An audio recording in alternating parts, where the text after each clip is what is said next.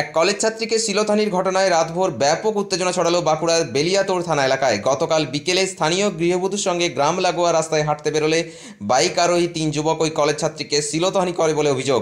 ছাত্রীর চিৎকারে স্থানীয় গ্রামবাসীরা ঘটনাস্থলে ছুটে এলে বাইক ফেলে চম্পট দেয় দুষ্কৃতীরা। পরে দুষ্কৃতীদের দুই সঙ্গী গ্রামে বাইক আনতে গেলে তাদের আটকে রাখে গ্রামবাসীরা। পরে খবর পেয়ে বেলিয়াতোড় থানার পুলিশ গ্রামে গেলে পুলিশকে ঘেরাও করে দীর্ঘক্ষণ বিক্ষোভ দেখান গ্রামবাসীরা।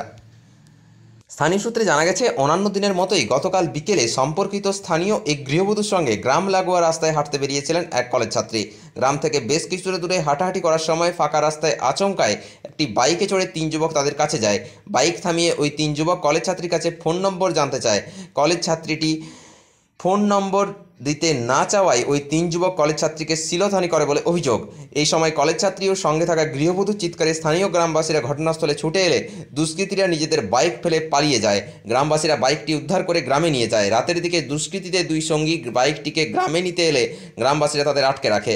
পরে খবর পেয়ে বেলিয়াতোড় থানার পুলিশ গ্রামে গেলে দুষ্কৃতীদের দ্রুত গ্রেপ্তারের দাবিতে পুলিশকে ঘিরে তুমুল বিক্ষোভে ফেটে পড়েন এলাকাবাসী। দুষ্কৃতীদের দ্রুত গ্রেপ্তার করে শাস্তি দেওয়ার ব্যবস্থা না হলে বৃহত্তর আন্দোলনের হুঁশিয়ারি দিয়েছে ওই গ্রামের মানুষ। আমি আর আমার জেঠিমা দুজনে মিলে নদীর দিকে হাঁটতে গিয়েছিলাম। তো হাঁটার পথে মাঝখানে ক্লাব আর আমাদের বাঁদরকন্দা গ্রামের ক্লাব আর নদীর মাঝখানে 3টে ছেলে মিলে একটা গাড়িতে এসে আমাকে আটকায়। আটকিয়ে আমার ফোন নাম্বার চায়।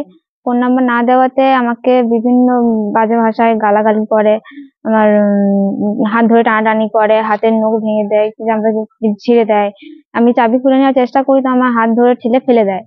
আর যাচ্ছেতাইভাবে অশ্লীল ভাষায় আমাকে গালাগালি করে, নানা রকম কথা বলে এবং পাড়ার লোককে ডাকাডাকিতে তারা বাইক ছেড়ে দিয়ে চলে যায়, পালিয়ে যায়। কারণ তারপরে ওরা যাওয়ার পরে আরো দুজন আসে, মানে তারা না, ওরা অন্য দুজন আসে, অন্যজন এসে পর বাইকটা ফেরত নিয়ে আসে এবং আমাদের গ্রামের লোক তাদেরকে আটকায় পর জানতে পারে যে সারিফুল মন্ডল ছেলেটির নাম, এবং আরো যে দুজন নাম আছে তাদের নাম আমরা জানতে পারিনি।